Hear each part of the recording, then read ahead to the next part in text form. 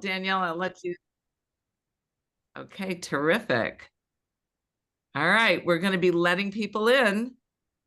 All right, fantastic. Thank you guys for joining us. We're very excited to have you on. We are doing a wonderful webinar on Ozempic, Mounjaro, I can never pronounce it right, Wegovy. I think so. Haley came up with this name. Oh my. And we're just going to start with a short video here.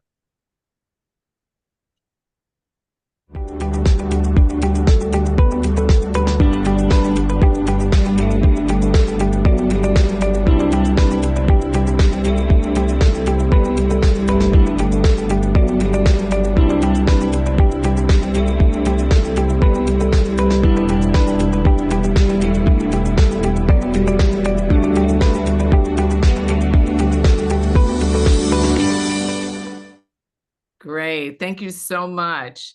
I'm Sarah Cooperman. I'm the CEO of SEW Fitness Education.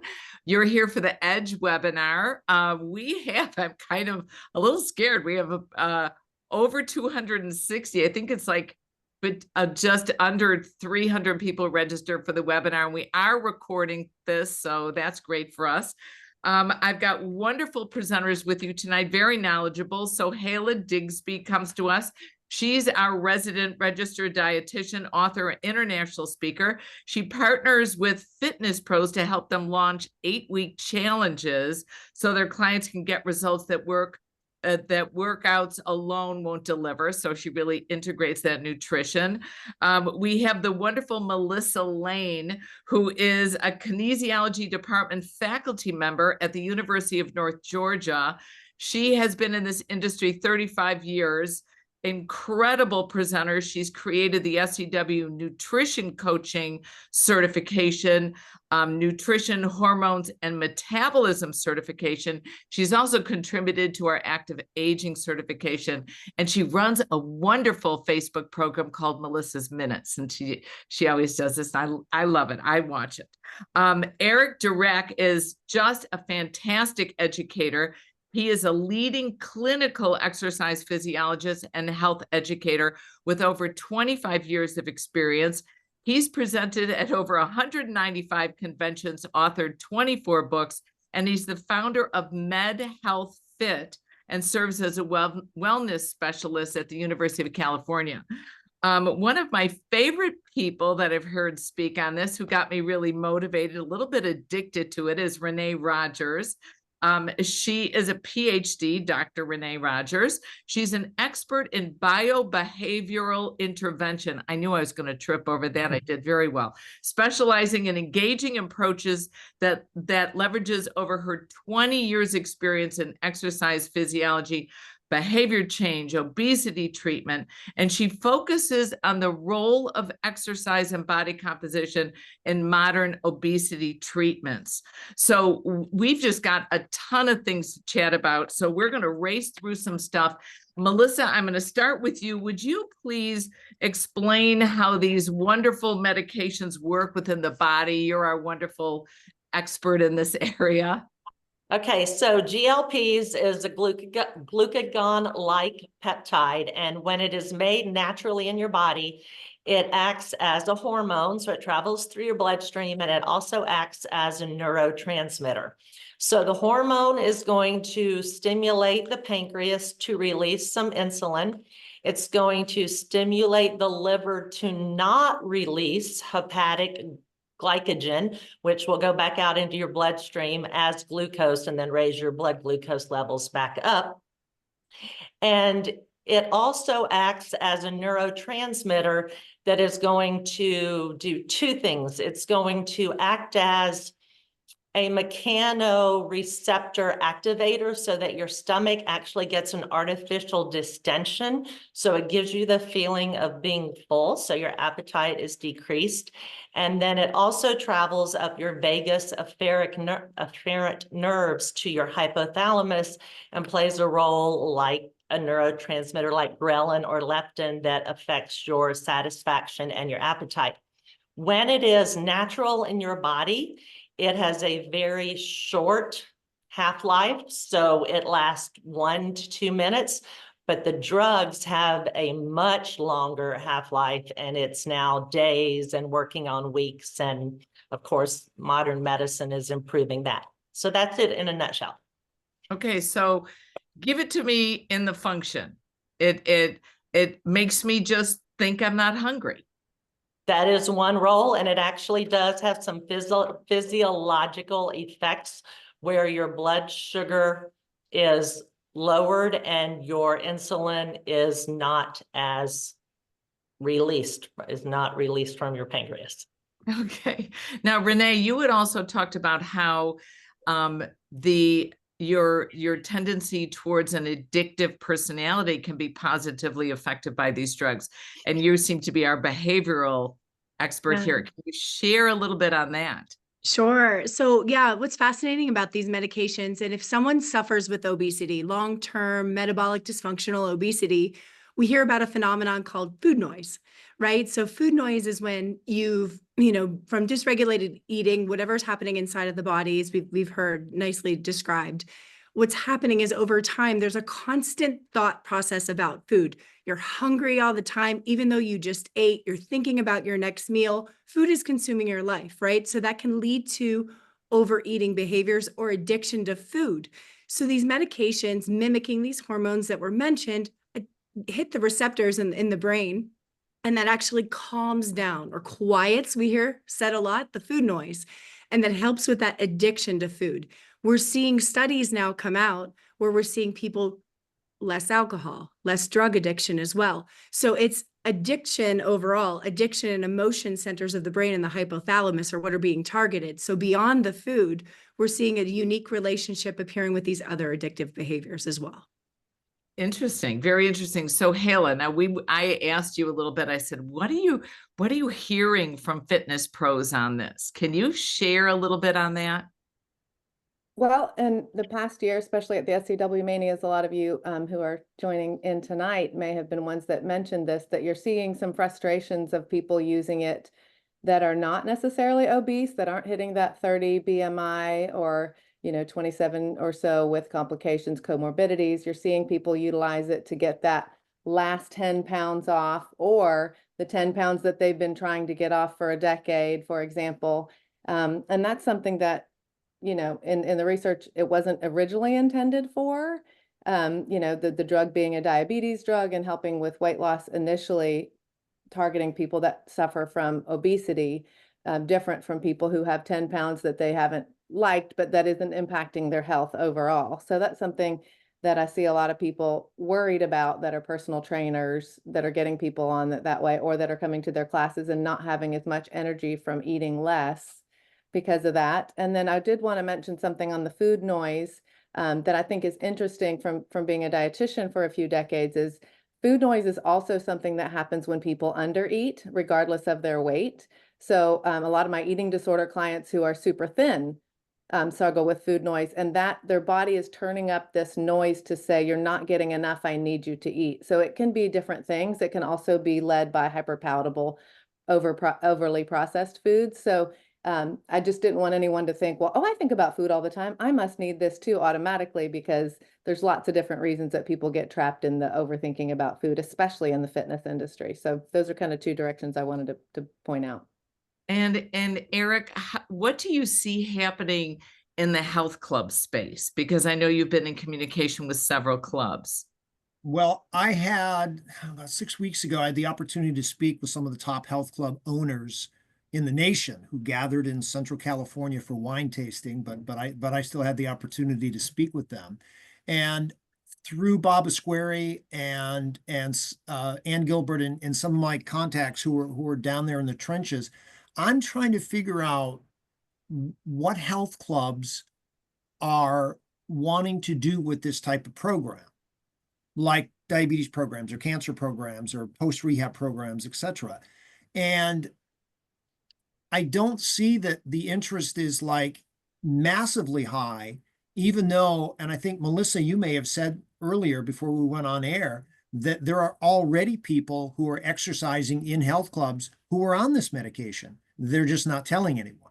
So there's a disconnect between the trainers and people in their club who want to lose weight. And, you know, and like I say, with where I'm at is it's an education piece for the trainers. The trainers have to understand this med. They have to understand how to work with people with this, etc. So. Right. And that makes sense. I'm going to share a little something with you guys here from CNN. I thought it was pretty fascinating. And yeah, so the weight loss industry is not the only industry that is being upended by the rise of these drugs. Grocery stores, as you mentioned. I've been working on a story about gyms that are trying to respond to this trend. So you have luxury gyms like Equinox and Lifetime Fitness. They're trying to pivot their businesses to try to attract members who are on these GLP-1s. So Lifetime has launched kind of a weight loss clinic. Equinox is targeting a membership, a plan for people who are on these GLP-1s. You see grocery stores, and JP Morgan predicts that 9% of the US population will be on one of these drugs by 2030. So you can tell why these businesses are just scrambling to adjust to this rapid rise. And it's kind of scary a little bit about what's going on here with all this. What are the side effects and the risks? Melissa, do you have any insight into some of the, Sohaila brought it up, some of the abuse that may be going on? Well, I think you definitely have to look into the fact that it's going to delay your gastric emptying and it's going to cause some freezing up of the GI tract. I think we have probably people on it that aren't necessarily telling the truth to some of the pop-up centers, because people who have had pancreatitis shouldn't be on it. And coming from a research background, I'm really scared about what we're going to find in the coming years. Research follows trends, and this trend as a weight loss drug, I don't think has been around long enough for us to really see what's going to happen if we're using it not for people who are diabetic. That's my concern. It's been fine for those who are using it as a diabetic weight loss, but I just don't think we have enough information with pancreatitis. And we know that people who have more pancreatitis have a higher risk of pancreatic cancer, which is growing in frequency. And you guys know the recovery rate from pancreatic cancer is extremely low. So. Yeah. And Renee, what do you see as some of the side effects and the risks? Yeah, I think Melissa's points is a good one, but I want to be clear that this class of medications have been studied for about the last 18 years. Yes, originally for type 2 diabetes, but liraglutide, an earlier version, has been used for weight loss treatment for some time. So I think we do know, but I'll be clear, right, that they've been medically managed by providers carefully. There's not been these pop-ups. There's not been these compounds. There's not been people trying to use them for mild weight loss, which is not what they're recommended for. So with that being said, the side effects, the GI side effects across the board are the most prominent thing that we see. However, with appropriate medical management, those are typically mild and are phasic. They can go away. And also with the proper diet, it's great that we have a registered dietitian on here, because anyone on these medications needs to be working with the registered dietitian to help control the side effects. The trend for people dropping off after 3 months because of these. However, again, if they're medically managed, the right diet, the right intake is happening, that number looks very different. And we can see people stay on these for up to 3 years or longer and maintain weight and not have major issues. But again, metabolic panels need to be done. Someone that knows your medical history, that's taking the time to get to know you, is going to do the right test to make sure that you appropriately qualify. That needs to happen before you're willing to take or purchase one of these medications. All right, I'm going to throw this out to anybody, to one of the four of you, and probably three of the four of you. So how do we exercise with these people? What would be the benefit of getting them? Do we want to do cardio? Do we want to just do strength because of the reduction in the muscle mass that occurs from the intake of these medications? Eric, do you have any thoughts on that? Yeah, I do. And actually, how I met Renee was back in Los Angeles at the IDEA conference, and she actually spoke to this. And these kind of things really put a bug in my ear. You know, if we as fitness professionals should have learned something in 30 years of medical fitness programs, it's like, well, how are we going to help these people maintain muscle mass? They don't have to grow muscle mass, because in any weight loss program, you lose muscle. And depending on the dosage that you use, and what I say in my book is what I used to say in diabetes, is that this is dose dependent. People who take higher levels of a GLP medication are not going to be able to exercise at a very high intensity with strength training, by the way, Sarah, because they just don't have the energy to do it. And I think Melissa said that too, that their energy levels are low. So prescription of exercise needs to be, this is what they need to know about this, is Okay, that so what type of protocols would you put them on? I, as a trainer, Yes. would start them on strength training. I would do a very light phase 1 program, so I'm understanding how well that they're doing it. But I would work with their dietitian to know how many calories they're actually taking in, because if they didn't eat the day before, how are they going to strength train? It's like bonking. I say that in the book. It's like bonking. So I have a 4-phase program. The first phase is light training, understand range of motion, understand how to work in the gym. One of the other things I learned about Renee is if you're going to have an inclusive thing, have them really understand this strength training program and feel comfortable in doing it in that phase 1 program. And so Hala, you not only work with people nutritionally, you also have a great understanding of fitness and wellness. How do you, have you worked with clients that are on these medications? Because I know, I'm just going to speak a little bit freely here. Ann Gilbert runs a program. She found it to be very successful to do small group training. Just making sure that people feel comfortable and they stay connected to the program. And it's not just, you have to come, you've paid a lot of money. It's that I feel like I belong to a group and I have an identity now, and they are working together. So do you have any protocols that you might recommend? I think, first of all, we need to get them to tell us if they're on it. And that's something that is, as much as we want to talk about the exercise that's appropriate, if they're not telling us that they're on it, we're missing that mark. And so I think it's important that that conversation is had, and without any stigma, ideally. But I also think, as personal trainers, a lot of people get really close to their clients and they see them multiple times a week. They might, be bothered if the client is, only 5 or 10 pounds overweight and is on the med. And so they're going to share some of that too. And that's part of why some of the clients are not telling their personal trainers that they're on it. So I feel like it's a tricky spot to even answer that question, because I feel like a lot of people aren't sharing that information. And I think it's okay for them to know that we don't necessarily think that the risk is worth it for a 10-pound weight loss. And I think out of the people on this call from previous webinars and previous work with SCW, a lot of the people are working with people that don't meet the criteria. And so a lot of you are seeing people that don't meet the criteria. So I think more commonly, they're going to be needing to ask them, did you eat anything yesterday? What did you drink? Because a lot of the clients are not eating almost anything, especially if they're not being medically managed and they're not part of a team. They're just going and saying, oh, good, I don't have to worry about food anymore. And they're skipping eating almost entirely. I have lots of clients that say, my spouse is on it and all he does is push around the dinner I made with a fork, never takes a bite. We see a lot of that. So I think it's hard to get them to exercise if they're not doing that. So I think the main question is, how much did you eat yesterday? What was your appetite like? Even if they don't want to tell us that they're on the med, we can at least broach the conversation by talking about their intake in general.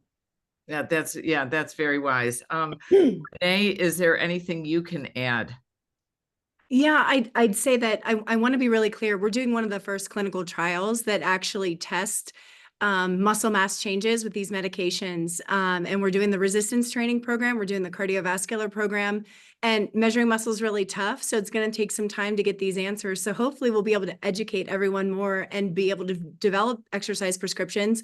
But I want to echo my colleagues and say that without the fuel, the body doesn't perform. With the fuel, it will. So, we have to be focused, and still, we don't have a solid protein recommendation still. And I want to caution people. I hear this all the time. We're getting people to maintain muscle mass in the gyms. We're getting one-offs. We're seeing certain clients. Again, that's fantastic. Keep doing what you're doing. If your clients are feeling and functioning their best and performing and getting better and getting stronger, that's a reflection of muscle quality changes, which we know we can impact with both cardiovascular and resistance training exercise. The verdict's out. If we can really truly maintain muscle mass, we know with any large weight loss, that's very, very hard to do. The stars must align in terms of protein intake and all of the other things.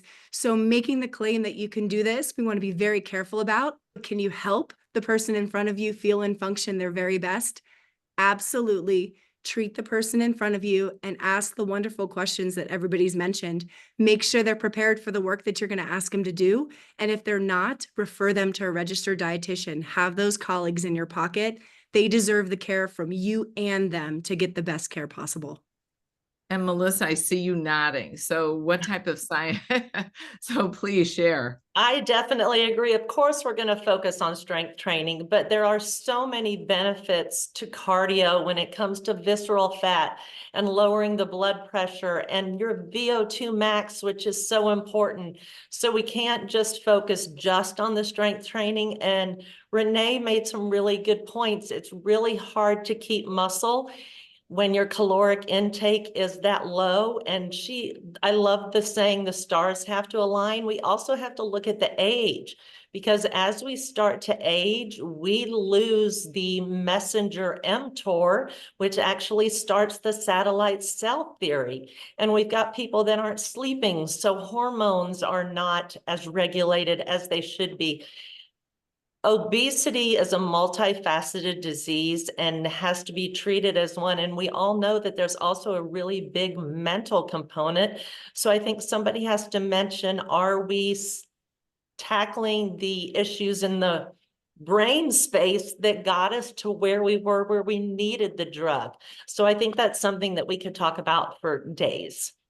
And it's interesting. We just got a comment from one of our listeners Gina, who was talking about the different way people take the medications. And Melissa, you had looked at you looked at more of people taking the shots. But Eric, you also talked about there was different methods that people were ingesting the medications. And right. I spoke about sublinguals, but Gina makes a very interesting point here about people that she's working with who are taking powder and capsules, and they're not doing the shots because she says that some people cannot do a shot.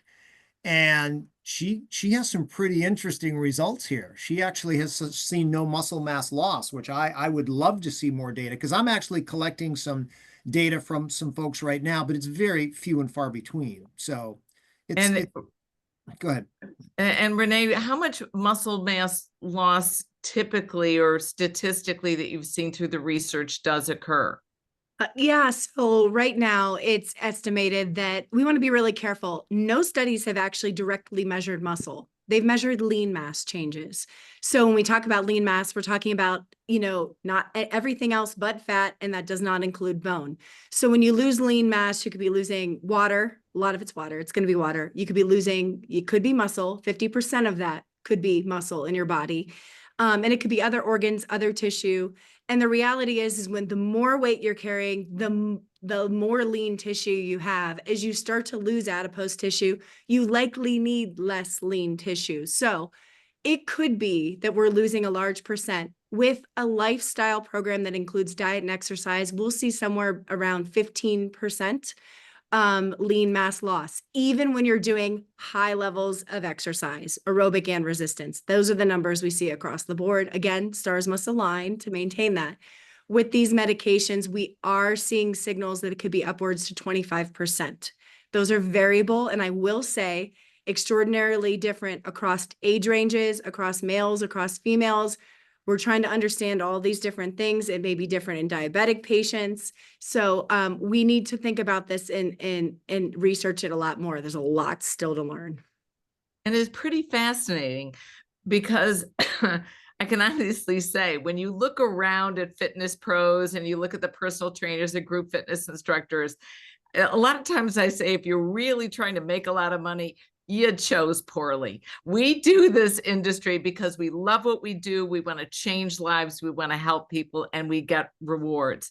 And I really enjoy the idea of trying to develop these type of programs. And really, because the population is hedging closer and closer to obesity worldwide, that I don't want to say, I would love to say, don't, like Melissa always chants, she's looking like I'm kind of crazy, but if it's in a bag, you don't eat it. Okay. It's processed.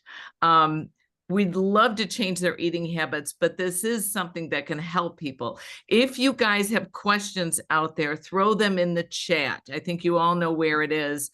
It's 2 over to the left from the share button. Throw your questions in the chat. We've got these experts, and I'm sure that they would love to hear you. And Renee, you just talked about bone loss. Is there a certain age group where individuals are more prone to the bone loss? Or Melissa, what I was going to say is, what happens at certain ages when people ingest these medications? And are more older people that are more predisposed to being overweight and obese, how does this affect them? Yeah. Right now, unfortunately, the major efficacy studies really haven't represented older adults well. Some of the research we're doing is trying to include older adults in this conversation and actually look at people in each decade of life. We're also looking at premenopausal versus postmenopausal women and bone loss changes. We know that women, as they transition, going through that menopause transition, have a greater risk of bone loss. That's just natural with the changes in the hormones that are happening in the body. We do have some concerns, but it hasn't been well measured or classified, or at least shared at this point. So again, that comes in the package of body composition. I think everyone is talking about muscle loss. The reality is we have to understand all of it. We have to understand all the quantities and research it across all the people. But I will bring it back to the idea that we know that with exercise, there are independent benefits that go beyond the quantities, that deal with the quality and the function of the body, that we can still improve. So I will bring it back, and I will keep doing it if I need to, Sarah, just to bring people back to remembering the person in front of you. What do they need right now? Evaluate them appropriately. And Melissa, you seem to be our menopause expert here. So can you share how you think that this is going to affect perimenopausal, postmenopausal women, and what the impact of the drug will be? Well, obviously, I can't see into the future, but I think what brings to my mind is if we're dealing with people that have a BMI of 30 or above, or 25 to 30 and have another comorbidity, they're heavy enough that they've been carrying around weight, that they do have some bone structure.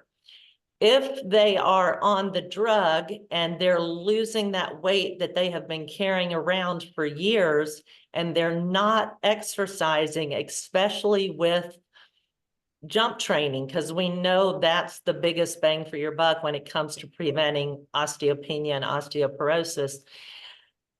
How is that bone going to hold up after menopause? Because estrogen plays a major role in what your osteocytes do with your osteoblast and your osteoclast. And if our estrogen is dropping to 40% of its original level, what is that doing if we are on the drug and not exercising to put impact on our bones? Oh, interesting. We also got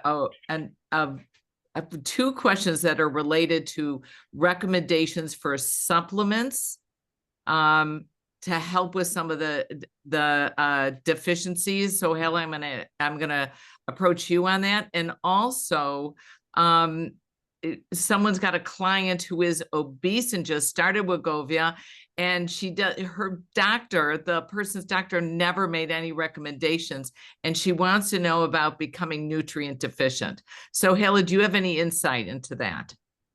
Yeah, so there's macronutrients like protein and fat and carbohydrate, and then there's micronutrients, and you can eat you know, a fair bit and being micronutrient deficient. And those are all your vitamins and minerals and things that make all the systems in your body run, not just the caloric needs being met. And so both need to be met. And I can't underestimate how many people I see that are just not eating. They're just saying, oh, thank God I don't have to worry about food anymore. I'm just going to skip it. And that is one thing we really, really need to encourage them not to do, because then the bone, the muscle, the micronutrients, the macronutrients, all of it, we're going to end up with malnutrition in people. And you can be malnourished even while you're still overweight. We see that a lot. And so the micronutrients will need to be replaced with a supplement of probably a several supplements. And it's really going to be individualized based on that team approach of care. And I know from being in a professional learning network with other dietitians who have clients on these, a lot of times they're being told now that in order to stay on the med, they're going to need to work with a dietitian or a health coach, and they're not happy about it. A lot of times it's just adding one more thing to their schedule. So we really do need to encourage that they have that, because people are going to need personalized supplementation based on what's going on with them. But almost everybody who's taking it will probably just need a basic multivitamin just to cover some bases, and then specific things depending on what they're leaving out. And I really encourage them to still eat, even if they don't feel hungry, to set a timer if they need to eat with others for breakfast, lunch, and dinner, and even a mid-morning or mid-afternoon snack, and prioritize protein. But they will most likely, all of them, need some supplementation, at least a macro a multivitamin that's comprehensive, and then specifics based on their lab levels, which are part of that management team that they need to be part of. So if some of you are on meds, or you know other people who are not using the medical approach with all the team, they encourage them to see the dietitian and go back to their doctors. Yeah, and I think that that's very important. Now, Eric, how are you seeing health clubs trying to integrate? Because before we turned the camera on, we started talking about Equinox and Lifetime and what was really going on. How have they integrated nutrition, exercise to make it a program? I've had the opportunity to talk with Neil Spruce, one of the giants in the health club industry, and his nutrition company DotFit has been completely retooled for protein supplements and electrolytes, et cetera, for GLP-1. He has an entire line now of supplements for GLP-1. And I think that there are some other companies who are moving in that direction. Neil hasn't in because he's been in the fitness industry for 45 years or so. But I don't know which supplements may work best, because when I started researching for my book, most of the physicians and health professionals were saying, just have to eat food, and you have to figure out how much food you're eating. So the nutrition aspect, as Sohail said, is really important. And we don't have the answers just yet, because, I don't necessarily know that a protein powder, which may not absorb very well in most people in general, is going to absorb any better in someone who's on a GLP medication, which slows down absorption. So it's a catch-22. Yeah, they're kind of caught. And Renee, you were nodding at that. Can you contribute here? Yeah, no, I'm just taking listening to both points that were made. And I think everyone needs to realize that these medications, even in type 2 diabetics, and I'll speak, I am not a clinician, but I will speak to what many of my very close obesity trained physicians say, is that these medications are meant to suppress hunger, not eliminate hunger. So if a client or a patient is not eating at all, that means their dose is too high. And if they're at the lowest dose, that's a signal that they don't belong on this medication, right? So that's a really, really important thing, because then it gets down to the point that they're not taking in enough. And even if they're taking in a lot of protein and they haven't eaten enough calories, unfortunately, that protein is going to try to be used for energy, right? Because again, the stars need to align. There needs to be enough fuel in the body. So to Eric's point, there's not research yet that's out there. I know there's some that's starting to be ongoing with adding protein supplementation, or whether it's whole proteins or it's through a high quality supplement. Some of those studies are ongoing right now. So hopefully that's going to help to educate us. But I am all for our dietitians when in our training studies, we're making sure everyone is at least on a multivitamin.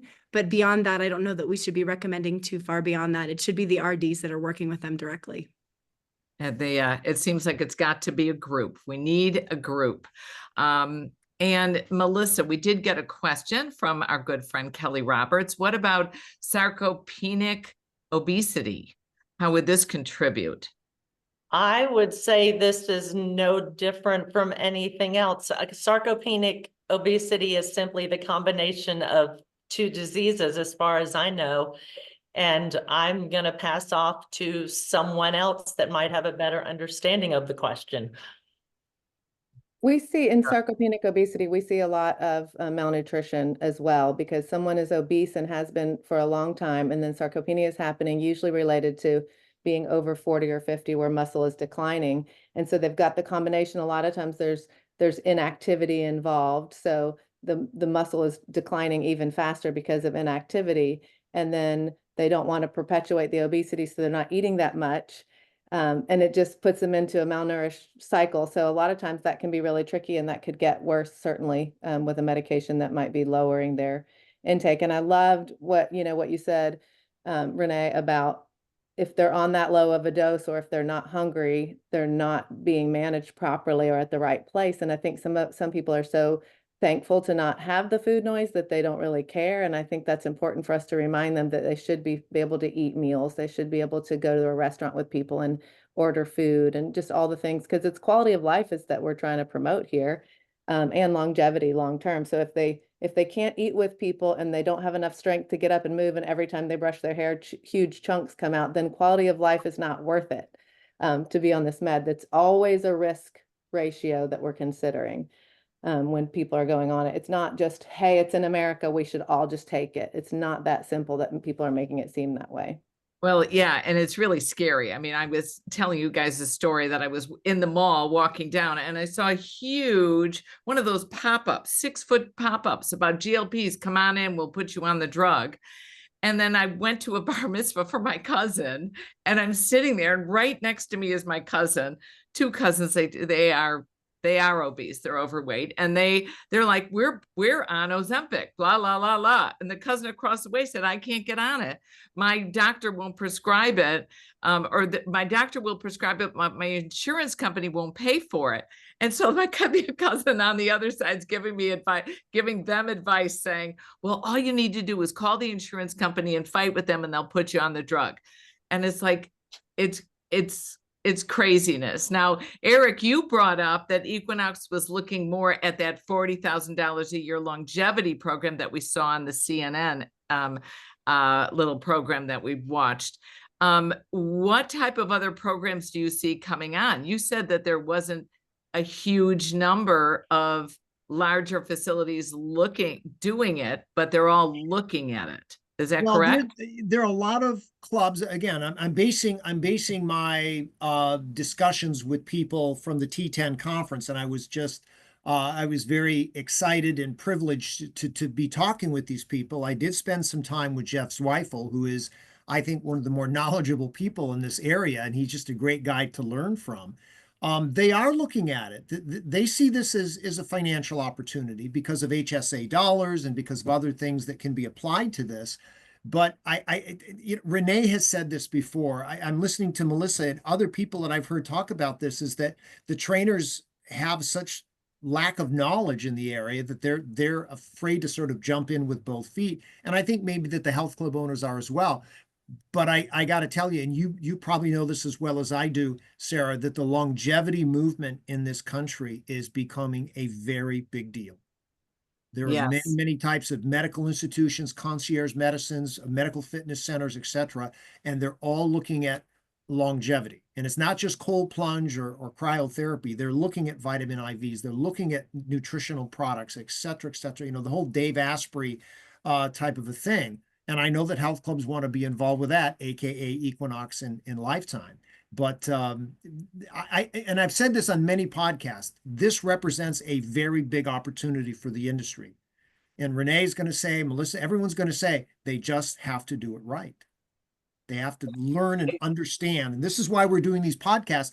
I listened to Renee talk about the blending of the body comp, the emotional IQ, the sustainability of getting people into these programs. And it's like, yeah, that's it. And it's like trainers, they need to come to these podcasts more often, Sarah. That's because there's certain nuggets that are here. It's interesting. We just got a comment from Sheila, and she said she's working with a 70-year-old client. Those are the majority of her clients. And those who admit that they're taking these medications are seeing the muscle loss.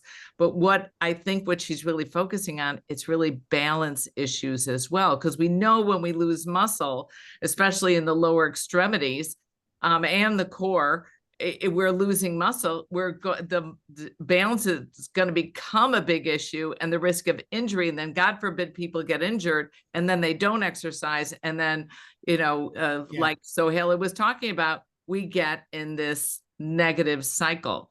So sustainability and maintenance, this is not a long-term solution for people. Is there any type of protocol? Now, I know this wasn't one of the questions I sent out to everybody, but is there a protocol to get people off the medications once they're on it? Have any of you, Renee's shaking her head. So no, you haven't seen that? Well, there was just a study that came out that shows that, when people can be on, it's specific to semaglutide, which is our Ozempic or our Wegovy. And when people stay on the medication long-term, they keep the weight off long-term. As soon as they come off the medication, the weight comes back. And many people, it's a very, very, very recent study that just hit, and it is an early study, but we've actually learned that your fat cells, your adipocytes, carry what's called, I hate to say it, an obesogenic memory now. So once you've lost weight, and we've learned this in bariatric surgery, we've learned this in lifestyle, we are now seeing this with these medications as well. Those fat cells, even though they may have shrunk with the weight loss that we're seeing, over time, they remain. It's almost like muscle memory we talk about. Well, our fat cells have memory. We're designed to want to carry and hold fat. So once they've grown in size, they want to go back in size. And we're seeing more and more biological data showing this. So we have to remember that our bodies, they want to carry body weight. So we're prone to regain. So the same thing's going to happen here. When you take away this appetite suppressant, you're going to start to eat again, unfortunately. And that's the pattern that we see. So what we don't know is if people are doing high volumes of physical activity and they are on a very high quality sustained diet, maybe there can be a weaning off of these medications. Maybe there can be a lowering of the dose. Many obesity physicians do lower the dose once people start to lose weight. Again, we're learning. Those studies are ongoing. And a lot of insurance companies aren't paying once they lower the dose. Once they lose the weight, if they have lost the weight and they no longer are qualifying as obese, the insurance isn't always continuing to pay for it. So that's important to keep in mind. Yep. And that's why the right medical provider that knows how to handle that billing and coding, that knows how to put that in the system so people do get long-term insurance coverage from their original BMI status, they're able to maintain it. But that's such a good point. This remains a problem for a lot of people that need these medications long-term. Yeah, and if we can get them into the habit of exercising, then hopefully that will help with them to sustain the weight loss. Maybe that habit will stick, which might be great. Well, Sarah, I don't know if you were involved with a podcast that James Lavelle gave from Lifetime.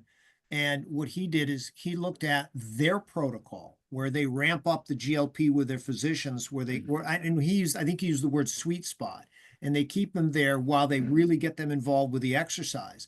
But every 6 to 8 weeks, they start a step down process. So by the end of the year, they're actually off the medication. Now, we don't have a year's worth of data of these people being off the medication and still at Lifetime. That's yet to be determined. But I found it very interesting that one of his goals was, with this program, we don't want people to be on the medication for years and years and years. Yeah, and that's something that we just have to hope for. And we have to hope that as fitness professionals, we can share the message that it is not meant for somebody who has 5 to 10 pounds to lose. It's meant for obese individuals that are under a doctor's care and that are also working with a licensed dietitian and registered dietitian. This is important. I'm going to end our wonderful podcast. I want to thank you all for joining me. Thank you, Daniela, for keeping us cats on schedule here. We just launched our DC Mania convention, which we're very excited about. It's scwfit.com/DC. We've got wonderful presenters. I believe Sohail is going to be there. Melissa's going to be there. Renee, you were just in Boston with us, and we're hoping you come back. And Eric is going to be with us as well. So we love these people that are joining us at our conventions. I want to thank you guys all for joining me. Renee, Sohaila, Eric, and Melissa, and thank you all for your contributions on the chat. And thank you again, Daniela. And I wish you all a good night and a very happy, healthy holiday season and a happy new year. I'll see you guys in January. Take care, everyone. Thank you. Thanks. Thank you, guys.